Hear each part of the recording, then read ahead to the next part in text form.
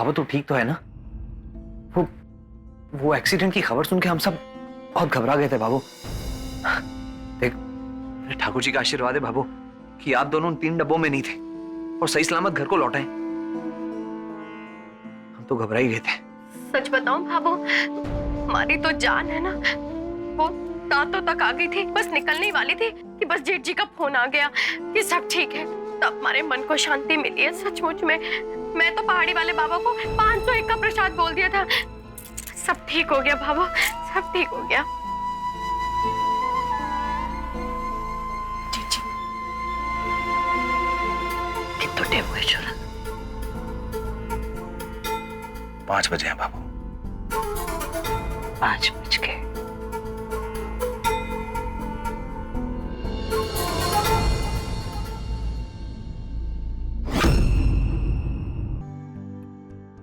पता नहीं उस लड़की का क्या हुआ होगा बाबू। कौन सी लड़की छोरा?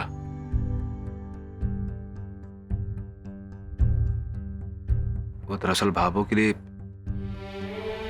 चित्तौड़ जंक्शन में चाय लेने के लिए उतर गया था। हाँ। लेकिन देखा अचानक से ट्रेन चल पड़ी। मैं भाग के ट्रेन में चढ़ गया। जो डिब्बे मेरे सामने से जा रहे थे उसी में। हाँ। जैसे मैं डिब्बे में चढ़ा तो मेरी घड़ी मेरी कलाई पे ना थी। मैं ढूंढ रहा था घड़ी बाबा, लेकिन अचानक से एक लड़की आई। हाँ। उसने मुझे बोला, ये आपकी घड़ी। मैंने घड़ी ले ली। इतने में भाभो आ गई। भाभो बहुत परेशान थी। भाभो को लगा कि वो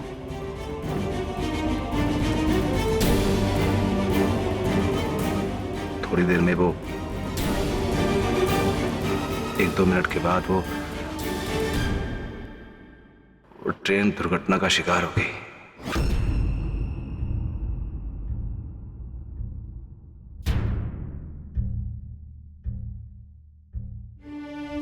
और वही 2-3 डिब्बे देखते ही देखते हमारी आंखों के सामने भस्म हो गए। और अगर उस लड़की ने मुझे टाइम पे घड़ी ना दी होती तो मैं तो उन्हीं डिब्बे में था बाबा साहब। और आज मैं उसी लड़की की वजह से सही सलामत हूं। लेकिन वो लड़की तो वो तो उसी डिब्बे में थी। न जाने उसका क्या हुआ होगा। ठाकुर जी करे वो ठीक ठाक हो।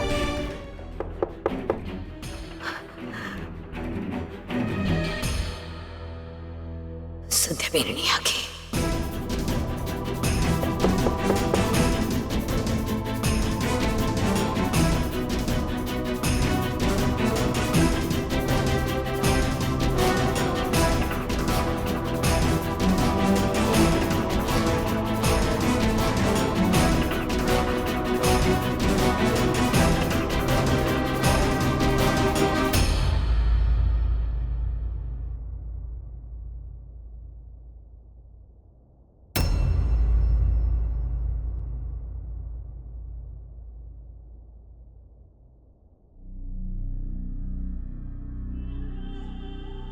विक्रम जी, आपकी दुकान का ऑर्डर आ गया है। ये रही उसकी पर्ची। ये ले विक्रम।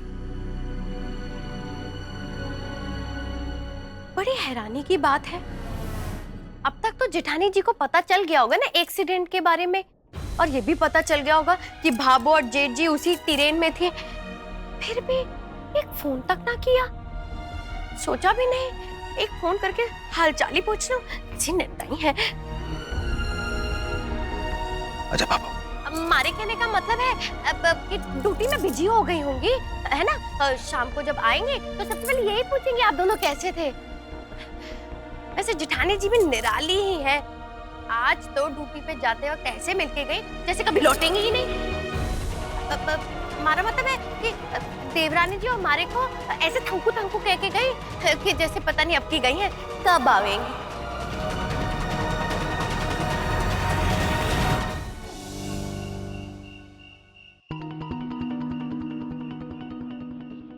देवरानी जी, अब तो 9 बज गए, अभी तक जेठानी जी ना आई।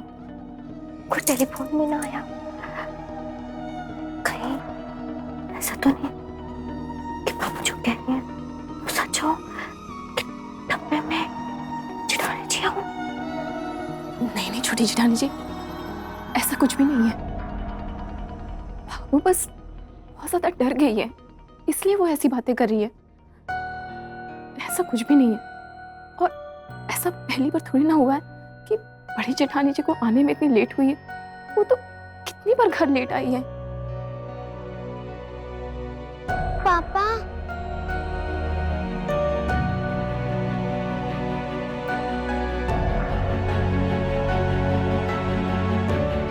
पापा, मम्मा अभी तक नहीं आई। मम्मा को कुछ हुआ तो नहीं ना पापा? मम्मा ठीक है ना? हाँ बेटा, मामा मामा एकदम ठीक है, उन्हें कुछ नहीं हुआ। कुछ हो भी नहीं सकता उनको। थोड़ी देर हो गई उनको, आती होंगी बस। एक काम कर, तू जाके सो जा। जा बेटा चलो, मैं आपको जल्दी सुला देती हूँ। और देखना, जब आप सुबह उठोगे ना तो आपके पास होगी प्यारी सी छप्पी देने की।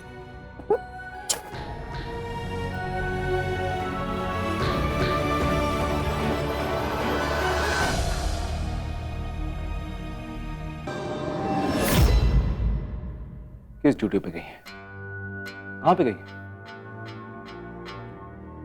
फोन भी बंद आ रहा है बाबा साहब। क्या? कुछ तो पता होगा ना आपको। सुबह से बात ना हुई मेरी उनसे। कहाँ पे? डॉक्टर साहब और परेशान है। देखिए मैडम ऑन ड्यूटी पर ऑफिशियल काम से बाहर गई हुई है। ऐसे में उन्होंने स्पेशली फोन करने के लिए मना किया। उनका वायरलेस भी यहाँ पर रखा हुआ है। हमारे पास ऐसा कोई भी जरिया नहीं जिससे हम आपकी मैडम जी से बात करवा सकें। बात नहीं करवा सकते का क्या मतलब? आप जरूर कोई बात छुपा रहे हैं मुझसे। देखिए सर, आप बता दीजिए। हमारे पास सर जो भी इंफॉर्मेशन थी वो हमने आपको बता दी। देखिए कभी कभी खास रेट पर हम लोग कुछ गोपनीयता बरतते हैं। घर वाले हैं। आप इसमें परेशान मत होइए। देखिए चिंता की कोई बात नहीं, मैडम जी आ जाएंगी। ये कहना बहुत आसान है।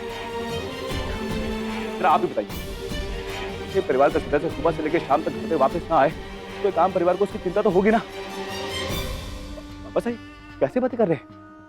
बाबा साहब देखो, रात के 11:30 हो गए, फोन बंद आ रहा है और ये बोल रहे हैं कि देखिए सर, बड़ी अफसर होंगी, आपकी होंगी, मेरी पत्नी है वो। मैं घर कैसे जाऊँ? बाबा साहब बोलो ना। देखिए मैं आपकी परेशानी समझता हूँ, आप प्लीज शांत हो जाइए। मैं अपने स्तर पर पता करने की कोशिश करता हूँ कि मैडम जी कहाँ है। बताइए कोई बात नहीं, मैडम जी आ जाएंगे। अब साथ हो जा, संध्या भी नहीं आ जाएगी, कहीं काम में फंसी होगी इसलिए फोन ना कर पा रही है। आ जाएगी, तू चिंता कौन कर। बाबा साहब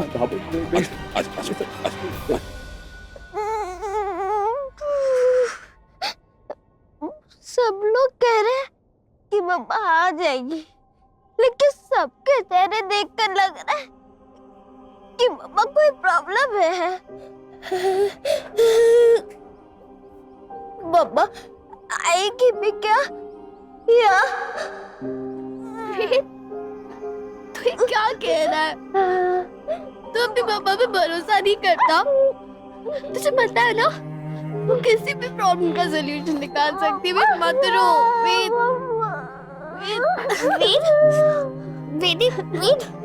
तुझे पता है उस दिन मंदिर में उन्होंने गुंडों से कैसे डिशम करके फाइट की थी? वो एकदम सुपर हीरो की तरह लग रही थी ना? हाँ, मेरी मम्मा तो सुपर हीरो है। वो कैसे मंदिर में डिशम की थी?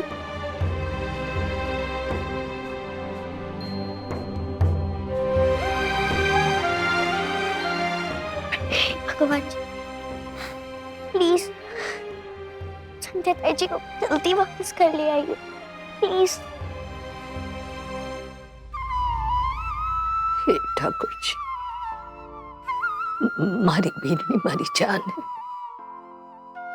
इस घर परिवार की सास है वो। उसके साथ कुछ भी बुरा ना हो दो। वो चिट्ठी भी हो ना,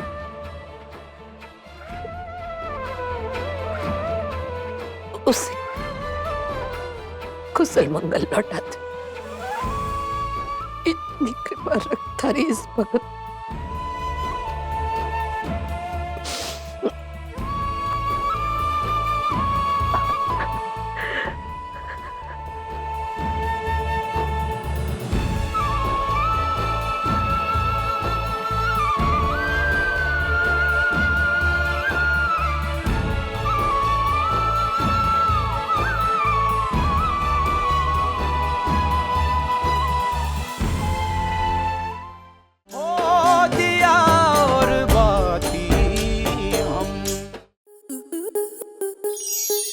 स्टार प्लस के ऐसे ही और बेहतरीन लम्हे देखने के लिए सब्सक्राइब करें हमारे YouTube चैनल को।